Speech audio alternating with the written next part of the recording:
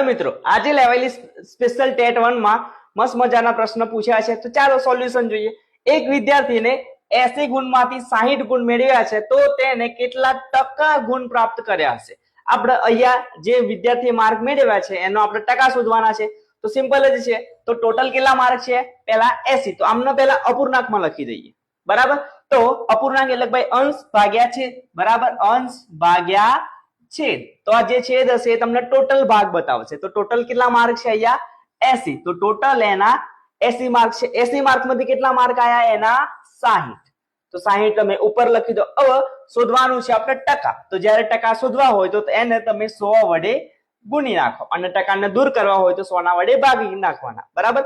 આ 1 0 ગયું, 1 0. આ 6 છે તો 3 દુ 6, 8 છે તો 4 દુ 8. આ બે ગયા, આ બે ગયા. આ 100 છે તો એને 25 ચોક 100 લખાય. આ 4 ગયા, આ 4 ગયા, વધ્યા ગાડી 25 અને 3.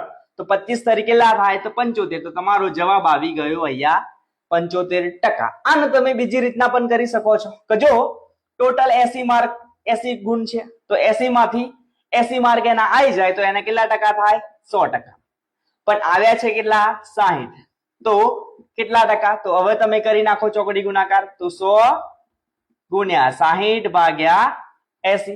તો અહીંયા ગયું. તો અહીંયા સેમ ટુ સેમ આ જ થઈ જશે અને તમારો જવાબ આવશે 75%. તો એકદમ સહેલા પ્રશ્નો આજે લેવાયેલી સ્પેશિયલ ટેટ 1 માં પૂછાયા છે.